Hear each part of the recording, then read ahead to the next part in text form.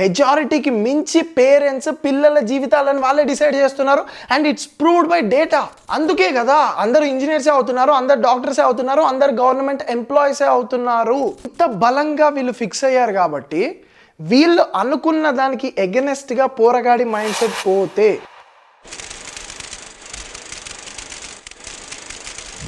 What's wrong with Indian parents? నేను ఇన్ని videos చేస్తున్నా, బిజినెస్ గురించి చేస్తున్నా, పర్సనల్ డెవలప్మెంట్ గురించి చేస్తున్నా, ఫైనాన్స్ గురించి చేస్తున్నా, ఆంటర్ప్రినర్షిప్ గురించి చేస్తున్నా, మైండ్ సెట్ గురించి చేస్తున్నా, హౌ మనీ వర్క్స్ అన్న విషయం చేస్తున్నా, ఇల్యూమినాటీ, రిచ్ పీపుల్ వాళ్ళ లైఫ్ స్టైల్ ఎలా ఉంటుంది, మనం ఎన్ని సంఖ్యలు నాకినా సరే ఆ లెవెల్కి రీచ్ అవ్వడం ఎంత కష్టమో అన్న రియాలిటీ మీ ముందు ఒక్క రూపాయి కూడా తీసుకోకుండా ఇన్ని వీడియోస్ రూపంగా చాలా క్రియేటివ్గా మంచి మంచి థంబ్నెయిల్స్ చేసి ఎవ్రీ మంత్ ఒక 4-5 వీడియోలు ఖచ్చితంగా పడేటట్టు ఇంత కష్టపడి నేను వీడియోస్ చేస్తున్నా. మీరు అన్నీ చూస్తున్నారు, అన్నిటికీ లైకులు కొడుతున్నారు, అన్నా బుర్రపాడు కాంటెంట్ అంటున్నారు, అదంటున్నారు, ఇదంటున్నారు, కానీ ఎవ్వడు కూడా ఏ యాక్షన్ తీసుకోవట్లేదు, ఏది స్టార్ట్ చేయట్లేదు. చాలా మంది నా డిఎమ్స్కి చేస్తున్నారు, అన్న మీ బ్లాక్ బర్డ్ అకాడమీకి వచ్చి నాకు జాయిన్ అవ్వాలని ఉందన్న, స్కిల్ నేర్చుకోవాలని ఉందన్న అని అంటున్నారు, కానీ ఎవడు కూడా యాక్షన్ తీసుకోవట్లేదు. అన్న నాకు మిమ్మల్ని కలవాలని ఉందన్న, అన్న నాకు మీకు ఒక ఐడియా చెప్పాలని ఉందన్న, అన్న నా దగ్గర ఈ థాట్ ఉందన్న అని చెప్పి అందరు వస్తున్నారు, కలుస్తున్నారు, వాళ్ళ థాట్ చెప్తున్నారు, ఎవడు ఇంప్లిమెంట్ చేయట్లేదు. ఎవడు ఎందుకు చేయట్లేదురా అని ఆలోచిస్తే దానికి ఎన్నో రీజన్స్ ఉన్నాయి. బట్ కామన్గా నాకు కనిపించిన one of the main reason వచ్చేసి పేరెంటింగ్ అండ్ పేరెంట్స్. ఎస్, మీరు విన్నది కరెక్టే, మన తల్లిదండ్రులే. సారీ పేరెంట్స్ కాదు, వీళ్ళు డెసిషన్ మేకర్స్, వీళ్ళు దేవుళ్ళు దేవతలు. పేరెంట్స్ తల్లి తండ్రి గురువు దైవం అని ఏ ముహూర్తాన్ని అన్నారో నాకు తెలియదు, కానీ వీళ్ళు ఆ దైవం అనే పొజిషన్ని తీసేసుకున్నారు మన లైఫ్లో. ఈ మాటలు విని చాలామందికి కోపాలు రావచ్చు, అందుకనే డేటా తీసుకొచ్చా. డేటాతో మాట్లాడితే మనల్ని ఎవడేం చేయలేడు, అది మన పర్సనల్ ఒపీనియన్ అవ్వదు.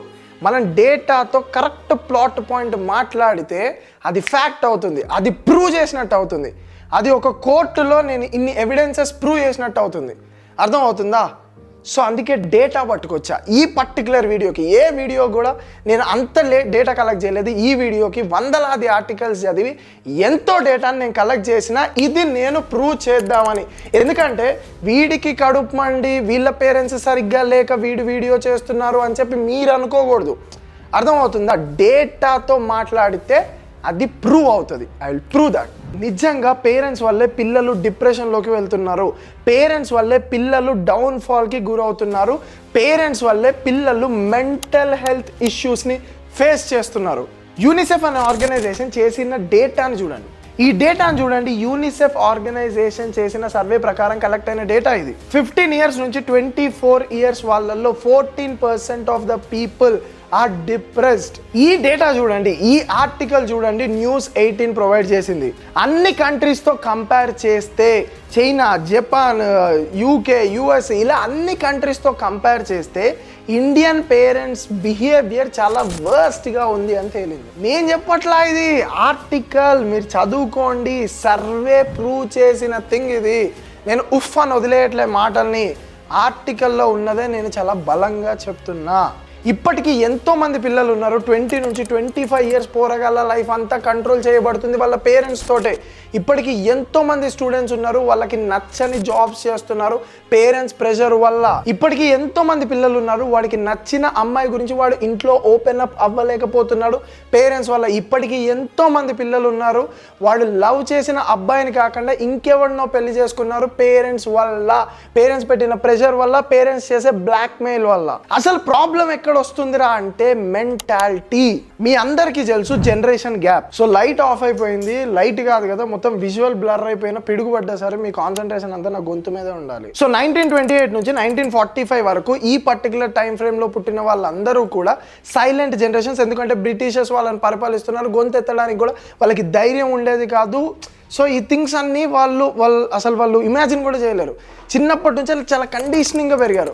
సో వాళ్ళని సైలెంట్ జనరేషన్ అంటారు, అంటే మన ముత్తాతల జనరేషన్. సో వాళ్ళకి అసలు సోర్సెస్ లేవు, అసలు ఆంటర్ప్రినర్షిప్ కానీ ఇంకోటి అసలు ఏం తెలిసేది కాదు. సో 1946 నుంచి 1964 వరకు ఈ పర్టికులర్ టైం ఫ్రేమ్లో పుట్టిన వాళ్ళందరూ కూడా బూమర్స్ జనరేషన్స్ అంటారు, అంటే మన తాతలు. అప్పుడప్పుడే వాళ్ళకి ఇండిపెండెన్స్ వచ్చింది, ఆ కొద్దిపాటి ఫ్రీడమ్ వచ్చింది, ఆ కొద్దిపాటి మైండ్ ఎక్స్ప్లోర్ అవ్వడం స్టార్ట్ అయింది ఈ బూమర్స్ జనరేషన్లో, మన తాతల జనరేషన్లో. 1965 నుంచి 1980 జనరేషన్ ఎక్స్ అంటే మన నాన్నల జనరేషన్, వీళ్ళ టైం ఫ్రేమ్లో మెల్లమెల్లగా టెక్నాలజీ అనేది అప్గ్రేడ్ అవుతుంది, ట్రాన్స్పోర్టేషన్ అనేది పెరిగింది, కనెక్షన్స్ అనేవి పెరిగాయి, కాలేజెస్ అనేవి పెరిగాయి, ఎడ్యుకేషన్ అనేది పెరిగింది, ఇండస్ట్రియల్ రెవల్యూషన్ వచ్చింది, జాబ్స్ అనేవి మెల్లమెల్లగా స్టార్ట్ అయ్యాయి. గవర్నమెంట్ జాబ్స్ అనేవి ఎస్పెషల్గా ఒక లెవెల్ క్రేజ్లో ఉండే అనమాట. ఒకడికి ఒక గవర్నమెంట్ జాబ్ వచ్చింది అంటే అప్పుడు తక్కువ కాంపిటీషన్ ఉండేది గవర్నమెంట్ జాబ్స్కి, అండ్ వీళ్ళు ట్రై చేసే వాళ్ళు గవర్నమెంట్ జాబ్ వస్తే సెట్ అయిపోయేది. అప్పుడు ఉండే ఆ కంఫర్ట్స్ కానీ, గవర్నమెంట్ జాబ్ ఇచ్చే థింగ్స్ కానీ, ఆఫర్ చేసే థింగ్స్ కానీ, అవన్నీ కూడా చాలా వాళ్ళకి ఒక పెద్ద రిచ్నెస్ ఉండేది అనమాట గవర్నమెంట్ జాబ్ అంటే. సో అందుకే వీళ్ళ మైండ్లో government job government job government job government job government job ఇదే ఫిక్స్ అయిపోయింది. 1981 నుంచి 1996 వీళ్ళని మినిమల్స్ జనరేషన్ అంటారు. అంటే మన బ్రదర్స్, మన సిస్టర్స్, వీళ్ళ పర్టికులర్ టైంలో ఇంకా బాగా ఇండియా అనేది గ్రో అయింది. కొత్త things, modern culture, televisions, TV shows ఇవన్నీ మెల్లమెల్లగా స్టార్ట్ అయ్యాయి. అండ్ మొబైల్ ఫోన్స్ అండ్ చిన్న పాకెట్ ఫోన్స్ అండ్ ఇలాంటివన్నీ కూడా స్టార్ట్ అయ్యాయి. ఎడ్యుకేషన్, కో ఎడ్యుకేషన్, అమ్మాయిలు కూడా సమానత్వం, ఇలాంటి థింగ్స్ అన్నీ కూడా మెల్లమెల్లగా స్టార్ట్ అయ్యాయి. ఇక 1997 నుంచి 2012 ఈ పర్టికులర్ టైం ఫ్రేమ్లో పుట్టిన వాళ్ళందరూ కూడా జనరేషన్ జీ అంటే జెన్ జీ అంటే మన జనరేషన్ అనమాట. సో మన జనరేషన్లో పర్టికులర్గా 1990 నుంచి 2012 వరకు ఇండియా అనేది చాలా ర్యాపిడ్గా గ్రో అవుకుంటూ వచ్చింది. అండ్ 2012 తర్వాత ఇండియా అనేది ఇంకా గ్రో అవుకుంటూ వెళ్ళింది. 2016 తర్వాత ఇంటర్నెట్ యాక్సెస్, జియో రావడం వల్ల box office, movies, different segments, stock market, Covid టైంలో, అండ్ ఇప్పుడు వచ్చిన చాట్ జీపీటీ, ఏఐ, మీరు అబ్జర్వ్ చేస్తే ఒక 100 సంవత్సరాల క్రితం నుంచి ఇండియా గ్రాఫ్ అనేది మెల్లగా గ్రో అవుకుంటూ వస్తే ఈ పర్టికులర్ 20 ఇయర్స్లోనే ఇండియా గ్రాఫ్ అనేది చాలా ట్రెమెండస్గా గ్రో అయింది. కొత్త స్కిల్స్ అన్లాక్ అయ్యాయి. తెలంగాణ, ఆంధ్రప్రదేశ్, కర్ణాటక ఇలా బార్డర్ ఇష్యూస్ ఏమీ లేకుండా ఇక్కడ వాళ్ళు అక్కడ వర్క్ చేయడం, అక్కడ వాళ్ళు ఇక్కడ వర్క్ చేయడం, ఇక్కడ మూవీస్ అక్కడ ఆదరించడం, అక్కడ మూవీస్ ఇక్కడ ఆదరించడం. సో వరల్డ్ అంతా కూడా లైక్ చాలా పెద్దగా గ్రో అయింది. ఎస్పెషల్లీ ఇండియా అనేది మనకి చాలా సోర్సెస్ తీసుకొచ్చింది. ల్యాప్టాప్స్, ఎడ్యుకేషన్స్లో ఉండే చేంజెస్ కానివ్వండి, లేకపోతే థాట్ ప్రాసెస్లో ఉండే చేంజెస్ కానివ్వండి, మనకి modern culture, sneakers, hoodies, street wear hoodies, వీళ్ళ లైఫ్ స్టైల్ కానివ్వండి చాలా ఫాస్ట్గా చేంజ్ అయింది. సో ఇక్కడ నా పాయింట్ ఏందిరా అంటే మన తాతలకి, మన ముత్తాతలకి, మన తాతలకి పెద్దగా టెక్నాలజీలో వీటిలో అంత చేంజ్ ఉండేది కాదు. కాబట్టి వాళ్ళ మెంటాలిటీ అనేది అంత డ్రాస్టిక్ ఆపోజిట్ ఉంటుండే కాదు. అండ్ మన తాతలకి, మన తండ్రులకి కూడా వీళ్ళు జాబ్ చాలా ఇంపార్టెంట్, డిసిప్లిన్ చాలా ఇంపార్టెంట్, డిస్ట్రాక్షన్స్ అనేవి లేవు. కాబట్టి వాళ్ళ మెంటాలిటీ వీళ్ళ మెంటాలిటీకి కూడా కొంచెం అరే మన తాత కొంచెం డిస్కంఫర్ట్ చేస్తాడు, బట్ సేమ్ పేస్లోనే వెళ్ళేవాళ్ళు. అండ్ మన పేరెంట్స్, అండ్ యాక్చువల్ ప్రాబ్లం ఎక్కడొచ్చింది అంటే మన పేరెంట్స్కి, మన బ్రదర్స్కి, మన పెద్దన్నకి, మన పెద్ద సిస్టర్కి, వీళ్ళకి. సో ఇక్కడ వీళ్ళు కొంచెం above the line limit cross చేసుకుంటూ వెళ్తున్నట్టు వీళ్ళకి అనిపించింది. ఎందుకంటే ఇండియా చేంజ్ అవుతుంది, ఆటోమేటిక్గా బయట సరౌండింగ్స్ చేస్తూ అవుతున్నప్పుడు వీళ్ళు కూడా చేంజ్ అవ్వాలి కాబట్టి. అండ్ ఎప్పుడైతే జెన్ జీ కల్చర్కి వచ్చిందో వీళ్ళు డ్రాస్టిక్ చేంజ్ చూసారనమాట పేరెంట్స్. అరే వీడు మన బాబు ఏంటి, వాడు అవుట్ ఆఫ్ ద లిమిట్ వెళ్ళిపోతుండు, బీటెక్ చదువురా అంటే వాడు ఇంకేదో కెమెరా అంటుండు, లేకపోతే ఇంకేదో ఎడిటింగ్ అంటుండు. అసలు వీడికి అన్నీ ఇక్కడ నుంచి ఎక్కడికి వచ్చాయి, పాన్కి యాక్సెస్ దొరికేసింది, వాడికి టెక్నాలజీకి యాక్సెస్ దొరికేసింది, వాడు వేసే బట్టల్లో డిఫరెన్స్ కనిపిస్తుంది, వాడు దువ్వే హెయిర్ స్టైల్లో డిఫరెన్స్ కనిపిస్తుంది, వాడు కావాలనుకుంటున్న మోటార్ సైకిల్లో డిఫరెన్స్ కనిపిస్తుంది, వాడు చూస్తున్న మూవీస్లో డిఫరెన్స్ కనిపిస్తుంది.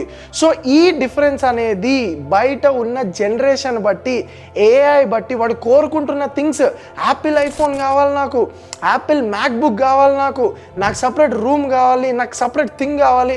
సో వాడు అనుకుంటున్న థింగ్స్ అన్నీ కూడా చాలా డిఫరెంట్గా ఉన్నాయి. ఎందుకు డిఫరెంట్గా ఉన్నాయిరా అంటే బయట ఉన్న ఇండియా అనేది ఆ లెవెల్లో అప్గ్రేడ్ అవ్వకుంటూ ముందుకు వెళ్తుంది. కానీ మన తండ్రులు, మన తాతలు వీళ్ళందరూ కూడా అక్కడ ఆగిపోయారు. సో వాళ్ళకి మన థాట్స్ ఇవన్నీ కూడా అసలు సింక్ అవ్వట్లేదు. That's a main problem, main fucking problem parents తోటి వచ్చేది మెంటాలిటీ. అండ్ ఆ జనరేషన్లో వాళ్ళకి వచ్చిన లిమిటెడ్ శాలరీతో వాళ్ళు మొత్తం డిసైడ్ చేసేసారనమాట. అంటే ఇప్పుడు మన ఫాదర్స్కి అసలు స్కోపే లేదు కదా, నెక్స్ట్ మంత్ ఇంకొక 50 లక్షల రూపాయలు ఎక్కువ వచ్చే ఛాన్స్ లేదు కదా. సారీ 50,000 రూపాయలు ఎక్కువ వచ్చే ఛాన్స్ లేదు కదా. ఇప్పుడు మా ఫాదర్కి 20,000 వస్తుంది అంటే నెక్స్ట్ మంత్ 1,000 ఇంక్రిమెంట్ అయితే మా నాన్నకి ఓ 2,000 ఇంక్రిమెంట్ అవుద్ది, లేదా ప్రమోషన్ వస్తే ఒక 10,000 ఇంక్రిమెంట్ అవుద్ది. But there is no scope మా నాన్న రేపు పొద్దున కాదు రిచ్ అయిపోడు కదా. సో ఆ డిసిప్లిన్ అనేది వాళ్ళ మైండ్లో ఫిక్స్ అయింది. వాళ్ళు వాళ్ళ వైఫ్స్తో డిస్కస్ చేసుకొని ఇదే శాలరీతో మన పిల్లగాడి ఎడ్యుకేషన్ చేయాలి, ఇదే శాలరీతో మనం పిల్లల్ని చదివించాలి, ఇదే శాలరీతో మనం పెళ్ళిళ్ళు చేయాలి. సో ఆ కొంచెం శాలరీతోటే వాళ్ళు లైఫ్ అంతా డిసైడ్ అయ్యారు. వాళ్ళు ట్రిప్స్ ప్లాన్ చేసుకోలేదు, దుబాయ్ పోవాలనుకోలేదు, బెంగళూరు పోవాలనుకోలేదు, ఇంకోటి పోవాలనుకోలేదు, మాల్దీవ్స్ ఇవే వాళ్ళు అనుకోలేదు. పిల్లల్ని సెట్ చేయాలి ఆ కొద్ది శాలరీతోటే. So they did all the sacrifices. ఆ కొద్దిపాటి శాలరీతో ఇల్లు గడిపే థింగ్ వాళ్ళు భుజాల మీద వేసుకొని వాళ్ళు అన్ని సాక్రిఫైసెస్ చేసి వాళ్ళు ఫ్యామిలీ రన్ చేయడం స్టార్ట్ చేశారు. సో ఇంత బలంగా వీళ్ళు ఫిక్స్ అయ్యారు కాబట్టి వీళ్ళు అనుకున్న దానికి ఎగనెస్ట్గా పోరగాడి మైండ్ సెట్ పోతే, అంటే వీళ్ళు మన బాబుని ఇంజనీర్ చేద్దాము అని వీళ్ళు ఫిక్స్ అయ్యారు ఆ శాలరీ తోటి. వీడు ఇంజనీర్ కాకుండా నాన్న నేను వెళ్ళి స్పోర్ట్స్ ఆడతా, లేకపోతే చిన్నప్పుడు వీడు 1 గంట ఎక్స్ట్రా స్పోర్ట్స్ ఆడినా సరే వామ్మో మన గోల్కి డైవర్ట్ అయిపోతున్నాడు వీడు, ఇలా అయితే చేయి దాటిపోతాడు అని చెప్పేసి వాళ్ళు కండిషనింగ్ మళ్ళీ బ్యాక్ టు ట్రాక్ తీసుకురావడం స్టార్ట్ చేసారు. సో వాడికి టాలెంట్ ఉన్నా సరే, వాడికి క్రికెట్లో టాలెంట్ ఉన్నా, ఆర్ట్లో టాలెంట్ ఉన్నా, లేకపోతే దేంట్లో టాలెంట్ ఉన్నా సరే, ఫస్ట్ ఎడ్యుకేషన్ బీటెక్ అయిపోయిన తర్వాత చేసుకో, నీ కాలేజ్ అయిపోయిన తర్వాత చేసుకో, స్కూలింగ్ అయిపోయిన తర్వాత చేసుకో, స్కూల్ నుంచి వచ్చాక చేసుకో.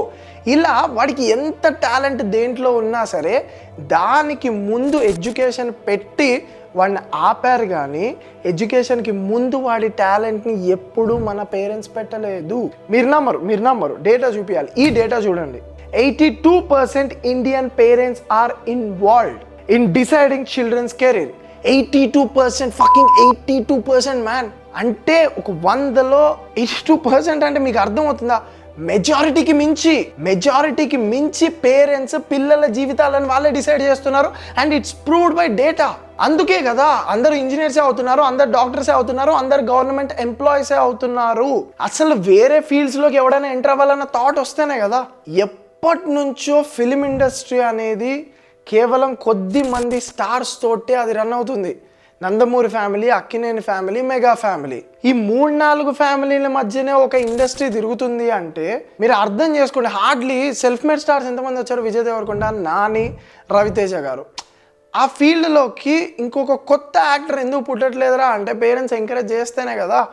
ఆ కొత్త దాంట్లోకి కొంతమంది ఎందుకు వెళ్ళట్లేదురా, ఆ స్టార్డమ్కి ఎందుకు టచ్ కావట్లేదురా, లేకపోతే వేరే ఫీల్డ్స్లోకి ఒక రాక్ స్టార్ ఎందుకు రావట్లేదు, ఒక రాక్ స్టార్ ఎందుకు పుట్టలేకపోతున్నాడు, లేకపోతే ఒక ఆర్టిస్ట్ ర్యాప్ సాంగ్స్లో నేను అసలు ఎక్కువ మందిని చూడట్లా.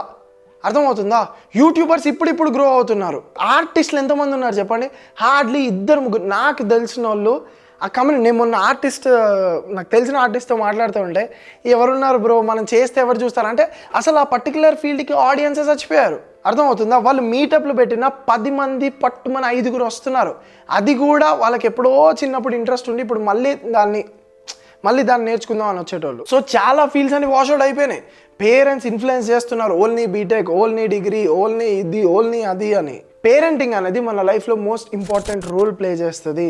ఇది ఎలారా అంటే, ఒక వాటర్ మిలాన్ ఫ్రూట్ని మీరు తీసుకొని ఒక బాక్స్లో పెట్టారనుకోండి, అది చాలా పిందెగా ఉన్నప్పుడు మీరు ఒక బాక్స్లో పెట్టారు అనుకోండి, అది సర్కిల్గా గ్రో అవ్వాల్సిన ఫ్రూట్ బాక్స్ షేప్లో గ్రో అవుతుంది. అర్థమవుతుందా? సేమ్ పేరెంటింగ్ కూడా మన లైఫ్లో ఇలానే పనిచేస్తుంది. అంటే ఇప్పుడు దొంగోడి కొడుకు దొంగోడు అవుతాడా ఇలాంటి కొన్ని లాజిక్లు మాట్లాడతారు కదా. ఎస్, అవుతాడు. ఇఫ్ ఈ దొంగోడి ఇన్ఫ్లుయెన్స్ అలా కొడుకు మీద ఎక్కువగా ఉంటే ఆబ్వియస్లీ అవుతాడు. ప్రతిరోజు వాడు దొంగతనానికి వాడితో పాటు వీడిని తోలుకెళ్తే ఆబ్వియస్లీ అవుతాడు.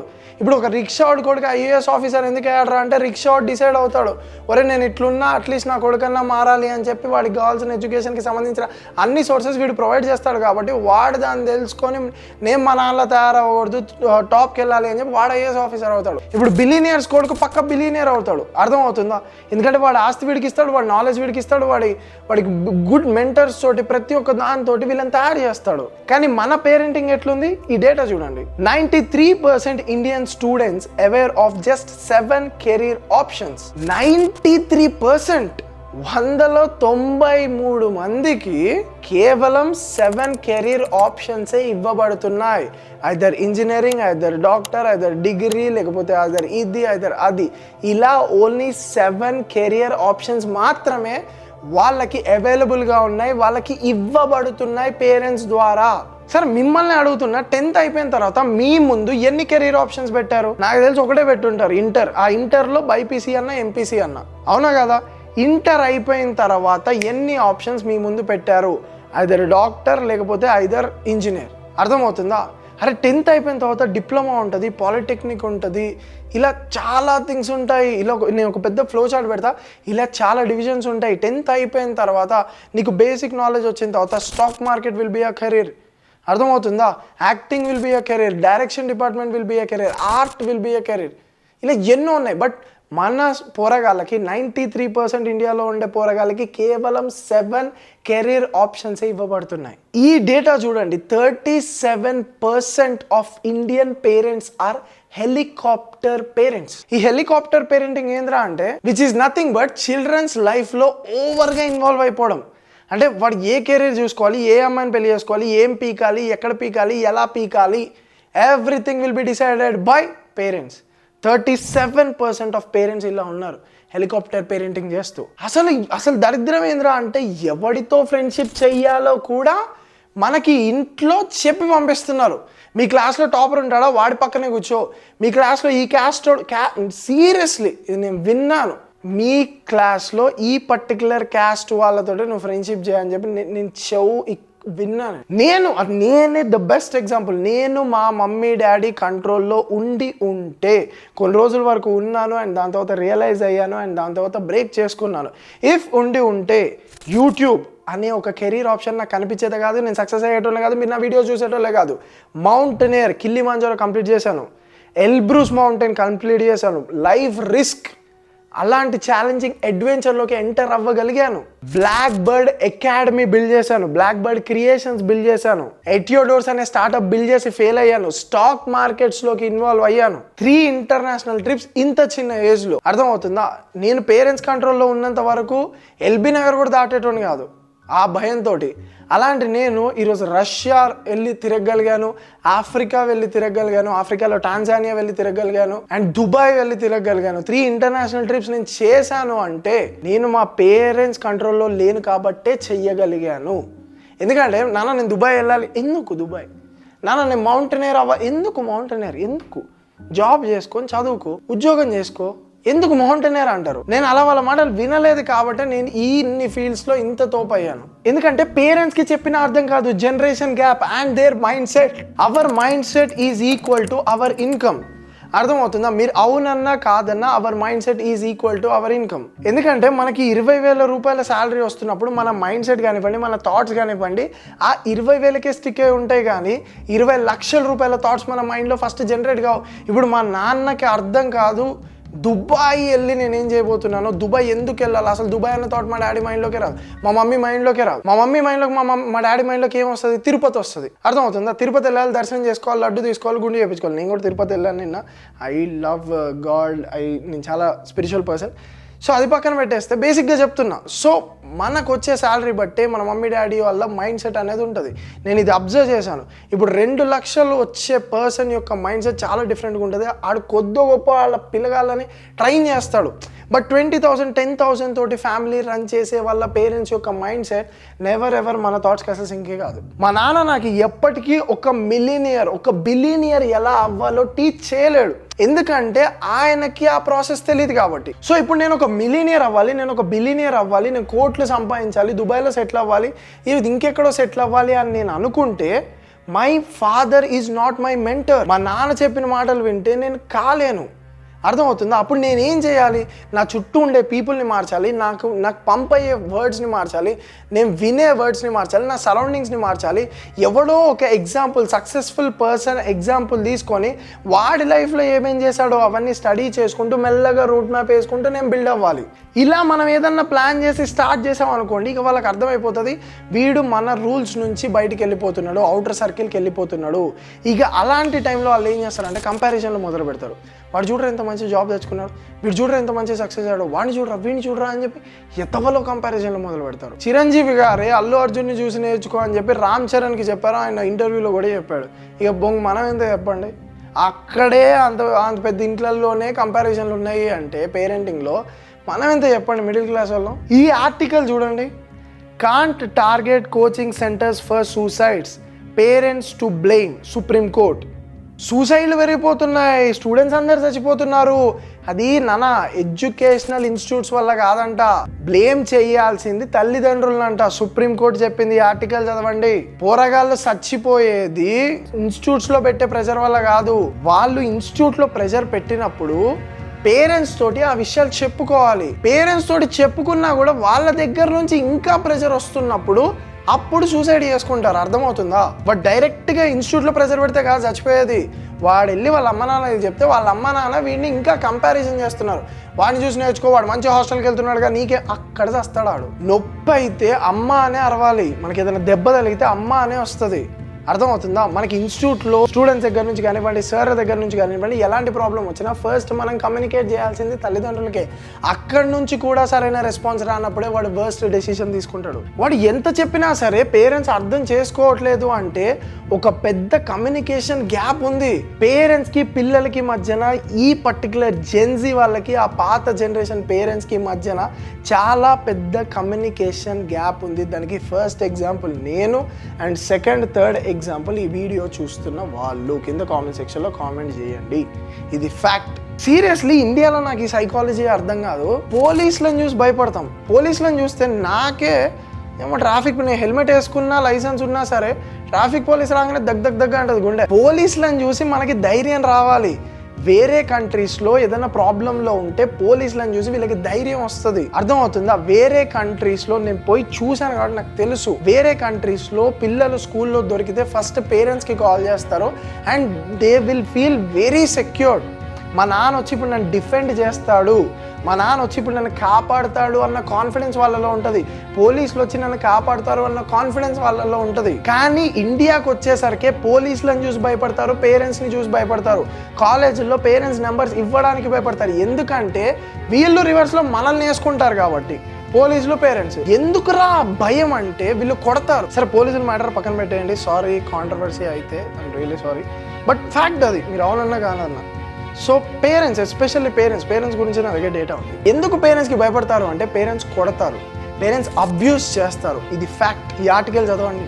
Indian parents use 30 different kinds of abuse on kids from 0 to 6 years. 6 years నుంచే, పుట్టినప్పటి నుంచే వాళ్ళని కరెక్ట్ డైరెక్షన్లో పెట్టాలి అన్న ఒక్క థాట్తో వాళ్ళని అబ్యూస్ చేయడం మొదలు పెడతారు, వాళ్ళని కొట్టడం మొదలు పెడతారు. చిన్న పిల్లలు. చిన్నప్పుడు మా అమ్మ ఫుడ్ తినకపోతే పొట్టు కొట్టేది. ఈవెన్ దో మా మదర్ ఇంటెన్షన్స్ నాకు మంచి న్యూట్రిషన్ అందాలి, నేను చాలా హెల్తీగా ఉండాలి అని అయినా సరే కొట్టి తినిపించేది. ఈ చుక్కుడుకాయ కానివ్వండి, వంకాయ కానివ్వండి, ఈ వెజ్, ఈ ఆకుకూర, పాలకూర ఇవన్నీ నాకు అంత నచ్చే కాదనమాట. వీటి కొట్టి తినిపించేది మా మమ్మీ. కానీ నేను ఫంక్షన్కి వెళ్ళినప్పుడు చిన్నప్పుడు ఇవే కర్రీస్ని ఫ్రై రూపంలో చేశారు. దొండకాయ ఫ్రై, వాటిలో పల్లీలు వేసేసి కొంచెం కొబ్బరి వేసేసి చేశారనమాట. అది నేను చాలా ఇష్టంగా తిన్నా. దెన్ ఐ రియలైజ్డ్ చాలా డిఫరెంట్గా మా మమ్మీ చేసిన స్టైల్ నాకు నచ్చలేదు. ఫంక్షన్ కర్రీ బాగా నచ్చింది, కానీ ఆ ఏజ్లో నేను ఆ విషయం మా మమ్మీకి చెప్పలేకపోయా, ఎందుకంటే భయం. సో ఆ పర్టికులర్ ఏజ్లో మనల్ని టపా అని కొట్టడం వల్ల ఆ భయం అనేది మనకి లైఫ్ లాంగ్ బిల్డ్ అయిపోతుంది. 20 years వచ్చినా సరే ఆ భయం అనేది చావట్లే చాలా మంది పిల్లల్లో. చాలా మంది వాళ్ళు లవ్ చేసిన గర్ల్ ఫ్రెండ్ గురించి ఇంట్లో ఎలా చెప్పాలో ఇబ్బంది పడుతున్నారు. చాలా మంది వాళ్ళకి నచ్చిన ప్రొఫెషన్ గురించి ఇంట్లో ఎలా చెప్పాలో ఇబ్బంది పడుతున్నారు. చాలా మంది వాళ్ళు చేయాలి అనుకుంటున్న బిజినెస్, చాలా మంది వాళ్ళు నేర్చుకోవాల్సింది అనుకుంటున్న స్కిల్స్, చాలా మంది వాళ్ళు చేయాలి అనుకుంటున్న ఫోటోగ్రఫీ, ట్రావెలింగ్, ఈ థింగ్స్ అన్నీ కూడా వాళ్ళు వాళ్ళ తల్లిదండ్రులకి చెప్పడానికి భయపడుతున్నారు. ఎందుకంటే వాళ్ళు ఇప్పుడు చూస్తున్న డాడీ కాదు, ఒకప్పుడు బిహేవ్ చేసిన డాడీ యొక్క క్యారెక్టర్, నాన్న యొక్క క్యారెక్టర్, అమ్మ యొక్క క్యారెక్టర్ వాళ్ళు ఇప్పుడు ఎస్టిమేట్ చేసుకొని ఇప్పుడు చెప్పడానికి భయపడుతున్నారు, ఇప్పటికీ నాన్నగారు అలానే ఉన్నారేమో అని. సో ఇలా ఒక పెద్ద కమ్యూనికేషన్ బ్రేక్ అనేది తండ్రికి పిల్లలకి మధ్యన ఉంది. కమ్యూనికేషన్ అనేది మోస్ట్ ఇంపార్టెంట్. కొన్ని విషయాలు తల్లిదండ్రులు మనకి చెప్తేనే అర్థం అవుతాయి. పరిణితి చోప్రా విస్పర్స్ యాడ్ అప్పుడు తన బ్రాండ్ లాంచ్ అప్పుడు తను ఒక పాయింట్ చెప్పింది, అసలు నా మైండ్ ఫక్ అయిపోయింది. వాళ్ళ ఫాదర్కి 30 years మ్యారేజ్ అయ్యి 30 years వచ్చినా సరే వాళ్ళ వైఫ్ ప్యాడ్స్ పీరియడ్స్ అప్పుడు ప్యాడ్స్ అడిగితే వాళ్ళ ఫాదర్కి అసలు తెలియదు అంట ప్యాడ్స్ అంటే ఏంటో. ఇది నేను క్లిప్ కూడా ప్లే చేస్తాను. One day she had her first period after marriage and she told my dad ki where can I buy sanitary napkins from, and he said what is that? So she's like pads for my periods. So he's like wo kya hota hai? My dad at 30 was not educated about periods. Can you imagine that? అరే pods అంటే ఏంటో తెలీదు అంటే parenting సరిగ్గా ఉండుంటే. ఎందుకంటే pods గురించి సపరేట్గా మనకి ఇండియన్ ఎడ్యుకేషన్ సిస్టంలో ఒక క్లాస్ అయితే లేదు, ఒక ఆన్సర్ అయితే లేదు, ఒక సెంటెన్స్ అయితే లేదు. సో ఈ థింగ్స్ అన్ని ఎవరి దగ్గర నుంచి తెలుసుకోవాలి? పీరియడ్స్ అనే కాన్సెప్ట్ ఎవరి దగ్గర నుంచి తెలుసుకోవాలి? ఈవెన్ అది గర్ల్ చైల్డ్ అయినా లేకపోతే బాయ్ అయినా పాన్ చూడకూడదు, ఎందుకంటే అది ఒక ఆర్టిఫిషియల్ థింగ్, అందులో జరుగుతున్నదంతా ఫేక్ అని మనల్ని ఎవరు గైడ్ చేయాలి? మన ప్రైవేట్ పార్ట్స్ గురించి ఎవరు కేర్ తీసుకోవాలి? వాటిని హైజీనిక్గా ఉంచుకోవాలి. సరే ఈ సెక్స్ ఎడ్యుకేషన్ ఇవన్నీ పక్కన పడదండి, మన ప్రైవేట్ పార్ట్స్ గురించి వాళ్ళని ఎంత హైజీనిక్గా ఉంచుకోవాలి వీటిని ఎవరు చెప్తారు? ఈ పర్టికులర్ పాయింట్ అయితే మనల్ని కరెక్ట్గా గైడ్ చేసి ఉంటే హైజీనిక్గా ఎలా ఉంచుకోవాలి, వీటిని ఎలా టేక్ కేర్ చేసుకోవాలి, ఈ పాన్ గురించి చెప్పుంటే మనకి ఇది ఆర్టిఫిషియల్ థింగ్స్. సెక్స్కి, రియల్ సెక్స్కి పాన్కి ఎంత డిఫరెన్స్ ఉందో తెలుసా? ఈ ఆర్టికల్ చూడండి, Indian kids are seeing porn as early as 13 years of age. The Economic Times. అర్థమవుతుందా? 13 years కి వాళ్ళు పార్న్ చూడడం హ్యాబిచువేట్ చేసుకుంటున్నారు. సో ఎవరు వీటిని గైడ్ చేసేది? స్కూలా, కాలేజా, ఫ్రెండ్సా? ఇంకా చెడదొప్పుతారు నా కొడుకులు, ఇంకా చూడమా అంటారు. ఇవన్నీ ఎప్పుడు అడుగుతాం? అడగలేము, ఎందుకంటే భయం. ఈ ఆర్టికల్ చూడండి, parent bringing anger home can have long term harmful effects on children. Parents వాళ్ళ లైఫ్లో జరిగే, వాళ్ళ వర్క్ లైఫ్లో జరిగే ప్రెషర్ అంతా కూడా పిల్లల మీద తీరుస్తున్నారు అని ఆర్టికల్ ఇది. అండ్ ఇంట్రెస్టింగ్లీ మహారాష్ట్ర, ఢిల్లీ ఇలాంటి కొన్ని స్టేట్స్లో ఈ థింగ్ అనేది, ఈ నంబర్స్ అనేవి ఇంక్రీజ్ అవుతున్నాయి. అంటే లాస్ట్ టైం చేసిన సర్వేకి ఈ ఇయర్ చేసిన సర్వే ఇంకా పెరుగుతుంది అనమాట. అంటే పేరెంట్స్ ఎలా తయారవుతున్నారో అర్థం చేసుకోండి. మన క్యూరియాసిటీని చంపేసేది మన పేరెంట్సే. పాన్ గురించి కానీ, ఆ వచ్చే క్వశ్చన్ గురించి కానీ, రిప్రొడక్టివ్ సిస్టమ్ గురించి కానీ, లేకపోతే ఇష్యూస్ గురించి కానీ మనం ప్రశ్నించలేకపోతున్నాం, ఎందుకంటే భయం. అసలు ఎందుకు ప్రశ్నించలేకపోతున్నాం రా అంటే వాళ్ళు ఫస్ట్ ఆ క్యూరియాసిటీని చంపేస్తారు. నేను ఈ రోజు యూట్యూబ్లో ఈ లెవెల్లో మాట్లాడుతున్నాను, నేను స్టేజ్ ఎక్కితే నేను మాట్లాడా అంటే 30 నిమిషాలు ఎవడన్నా కరెక్ట్గా చూడాల్సిందే. లైవ్లో నా మాటలు వింటే మీకు అర్థమవుద్ది. నేను ఈ రోజు ఈ లెవెల్లో ఉన్నాను అంటే 5-10 years బ్యాక్ నేను ఇట్లా లేను. మోస్ట్ డంబ్ పర్సన్ నేను. నాకు మాట్లాడడమే రాదు, స్కూల్లో ఒక క్వశ్చన్ అడగడం రాదు. నాకే కాదు, మీలో చాలా మంది మీరు ఎప్పుడు కూడా స్కూల్లో లేసి క్వశ్చన్ అడుగుంటారు, ట్యూషన్లో లేసి క్వశ్చన్ అడుగుంటారు. దీనికి రూట్ కాజ్ ఎక్కడ మొదలైందో తెలుసా? మనం మన పేరెంట్స్ని అడిగినప్పుడు వాళ్ళకి వయసుకు మించిన మాటలు మాట్లాడకరా, నీ వయసుకు మించింది దాదా, నువ్వు మాట్లాడమాట్లావా, ఏంటి గొంతులేసు, ఇలాంటి కండిషనింగ్ వల్లే మనకు అసలు ఉన్న క్యూరియాసిటీ చచ్చిపోయింది. ఈ డేటా చూడండి ఒకసారి. Successful career over happiness study decodes what Indian parents want for their kids. So ఒక సర్వే ఏం చేసింది అంటే డిఫరెంట్ కంట్రీస్లో వాళ్ళ పేరెంట్స్ని అడిగింది అనమాట, మీకు మీ కొడుకు సక్సెస్ అవ్వడం కావాలా, అంటే కెరీర్లో మంచిగా ఉండడం కావాలా, లేకపోతే హ్యాపీగా ఉండడం కావాలా అంటే చైనాలో 72% ఆఫ్ ద పేరెంట్స్ హ్యాపీనెస్కి ఓటు వేశారు. కెనడాలో లేకపోతే జపాన్లో ప్రతి ఒక్క కంట్రీలో more than 50% of the parents want their children to be happy. More than వాళ్ళు కెరీర్లో సక్సెస్ అయినా అవ్వకపోయినా సరే వాళ్ళు హ్యాపీగా ఉండాలి అని చెప్పి పేరెంట్స్ అందరూ కోరుకున్నారు. వాట్ ఇండియన్ పేరెంట్స్ ఏం కోరుకున్నారో తెలుసా? 51% కెరీర్లో మా వాడు బాగోవాలి అన్నదే చూస్ చేసుకున్నారు. హ్యాపీనెస్ పక్కన పెట్టి కెరీర్లో మా వాడు సెట్ కావాలి అని 51% ఆఫ్ ద పీపుల్ చూస్ చేసుకున్నారు. అమ్మ మీకు అర్థం కాని విషయం ఏంటి అంటే ఇప్పుడున్న డిస్ట్రాక్టివ్ వరల్డ్లో జొమాటోలు వచ్చేసాయి, ఫోన్ స్క్రీన్ టైంలు పెరిగిపోయాయి, పాన్ యాక్సెస్ పెరిగిపోయింది, ఎక్కడ చూసినా హుక్కా బార్లు, ఎక్కడ చూసినా సిగరెట్ ఫ్రీ యాక్సెస్, ఎక్కడ చూసినా ఆల్కహాల్, రెస్టారెంట్లలో మనకి ఇప్పుడు ఆల్కహాల్ సర్వ్ చేస్తున్నారు. అర్థమవుతుందా? కల్చర్ కానివ్వండి, లేకపోతే ఆ వేప్ అనే ప్రోడక్ట్స్ వచ్చేసాయి, వీడ్ అనే ప్రోడక్ట్స్ వచ్చేసాయి, చాలా మెడిసిన్స్ వచ్చేసాయి. ఇలాంటి ఒక కల్చర్లో, ఇంత డిస్ట్రాక్టివ్ కల్చర్లో మమ్మల్ని మేము ప్రూవ్ చేసుకోవాలి అంటే మాకు చాలా ఆపర్చునిటీస్ కావాలి. దొంగ నా కొడుకులు ఉన్నారు బయట, సాలేగాళ్ళు ఉన్నారు బయట, ఏ స్పాట్ దొబ్బుతారు. మన దగ్గర ఉన్న ఆ కొద్దిపాటి 10,000 రూపాయలు ఏ స్కామ్లో ఇరుకుతాయో తెలియదు. ఏ టెలిగ్రామ్ ఇన్ఫ్లుయెన్సర్ నమ్మినా వాడు ఏ బెట్టింగ్ యాప్ ప్రమోట్ చేస్తాడో తెలీదు. ఏ పర్సన్ని నమ్మినా వాడు ఎక్కడ డబ్బులు మిమ్మల్ని ముంచుతాడో తెలియదు. ఇలాంటి ఒక వరల్డ్లో మమ్మల్ని మేము అర్థం చేసుకొని ప్రూవ్ చేసుకోవాలి అంటే మీ సైడ్ నుంచి మాకు ఎంత గైడెన్స్ కావాలి, మీ సైడ్ నుంచి మాకు వరల్డ్ గురించి ఎంత నాలెడ్జ్ కావాలి, మీ సైడ్ నుంచి మాకు ఎంత మోరల్ సపోర్ట్ కావాలి, మీ సైడ్ నుంచి మాకు ఎంత ఫైనాన్షియల్ హెల్ప్ కావాలి, మీ సైడ్ నుంచి మాకు ఎంత గైడెన్స్ కావాలి. ఇక లాస్ట్ అన్ని థింగ్స్ మీ సైడ్ నుంచి మాకు కావాలి. కానీ మీ సైడ్ నుంచి మాకు ఏం వస్తుంది? పేరెంట్స్ అందరి సైడ్ నుంచి మాకు ఏం వస్తుంది? Black mail. సీరియస్లీ చెప్తున్నా కదా, బ్లాక్ మెయిల్ చేస్తున్నారు మీరు. సారీ బ్లాక్ మెయిల్ కాదు, ఎమోషనల్ బ్లాక్ మెయిల్. అమ్మో నువ్వు పెళ్లి చేసుకుంటే నేను చచ్చిపోతా. అమ్మో నువ్వు ఆ కోర్స్ చదవకపోతే నేను చచ్చిపోతా. అమ్మో ఎంత డ్రామా చేస్తున్నారు అంటే మీరు లిటరల్లీ మీకు అర్థం కావట్లేదు. మీ ఈగోని సాటిస్ఫై చేయడం కోసం వాడిని ఎమోషనల్గా బ్లాక్మెయిల్ చేసి మీకు నచ్చింది చేయించుకుంటున్నారు. వాడికి ఎవరి ఇష్టమో తెలుసుకోకుండా మీకు నచ్చిన అమ్మాయిని మీరు పెళ్లి చేసుకోకపోతే మీరు మీ లాస్ట్ వెపన్ అదే, ఎమోషనల్ బ్లాక్మెయిల్. నేను చచ్చిపోతా. వెరీ చాలా ఇవన్నీ ఎవరు మాట్లాడినవి, నేను చాలా రిస్క్ తీసుకొని మాట్లాడుతున్నా. మేబీ మీకు ఇప్పుడు ఫన్ అనిపించవచ్చు, బట్ ఇందులో ఏదో ఒక పాయింట్ మీరు ఫేస్ చేసి ఉంటారు. పేరెంట్స్ యొక్క లాస్ట్ అస్త్రం ఎమోషనల్ బ్లాక్మెయిల్. ఎంత ఎమోషనల్ బ్లాక్మెయిల్ చేస్తారంటే వీళ్ళు వర్డ్స్, నా గుండె అయిపోయింది, లేకపోతే ఊపిరి అయిపోయింది, మీరు లేకపోతే ఇట్లా అయిపోయింది, లేకపోతే అట్లా అయిపోయింది. ఎంత ఎమోషనల్ బ్లాక్మెయిల్ అంటే నువ్వు వాడిని పెళ్లి చేసుకోకపోతే నేను చచ్చిపోతా, నువ్వు ఈ పని చేయకపోతే నేను చచ్చిపోతా. ఏడుపు అసలు పేరెంట్స్కి ఇన్స్టాంట్గా ఏడుపు వచ్చేస్తుంది. టపటపడమని బాదుకుంటారు, చీరలు దింపేసుకుంటారు, జుట్టంతా ఆగమని చేసి పడదొప్పుతారు. అర్థమవుతుందా? సో ఇక కన్క్లూజన్ విషయానికి వస్తే, వాళ్ళు ఇదంతా చేసేది, వాళ్ళు బ్లాక్మెయిల్ చేసినా, చంపినా, కొట్టినా, ఏం చేసినా, దెర్ ఆర్ మెనీ కేసెస్. పేరెంట్స్ పిల్లల్ని చంపేసిన కేసెస్ కోకోలలో ఉన్నాయి. చాలా లెంతీ అయిపోతుంది video. So let's leave this. వాళ్ళు ఏం చేసినా సరే మన మంచి కోసమే చేస్తున్నారు, బట్ ప్రాసెస్ తప్పు, వాళ్ళు వెళ్ళే దారి తప్పు. ఆ దారిని మనం సెట్ రైట్ చేయాల్సిన టైం వచ్చింది. ఈ వరల్డ్లో జరుగుతున్న చేంజెస్ గురించి మనమే వాళ్ళకి గైడ్ చేయాలి. వెస్టర్న్ కల్చర్ గురించి, ఒక విమెన్ ఎలా రెస్పెక్ట్ చేయాలి, లేకపోతే ఒక థింగ్ ఎలా బిల్డ్ అవుతుంది, బిజినెస్ ఎలా వర్క్ అవుతుంది, మనీ ఎలా వర్క్ అవుతాయి, స్టాక్ మార్కెట్స్ ఎలా వర్క్ అవుతాయి, ఇవన్నీ థింగ్స్ కూడా మనం వాళ్ళకి ఎడ్యుకేట్ చేయాలి. వాళ్ళని ఆ డబ్బా ఫోన్ల దగ్గరే ఆపేయకండి. వాళ్ళ చేతుల్లో ఐఫోన్లు పెట్టండి, ఆ బ్రైట్నెస్ను ఫుల్ కాదు, కళ్ళు పోతాయి, మధ్యకి సెట్ చేసుకోమని చెప్పండి, స్టోరేజ్ మేనేజ్మెంట్ గురించి చెప్పండి, వాళ్ళ ఫోన్ని కరెక్ట్గా ఎలా వాడాలో చెప్పండి, సెల్ఫీ ఇలా కాదు ఇలా తీసుకుంటారు, ఇలాంటి థింగ్స్ అన్ని గైడ్ చేయండి.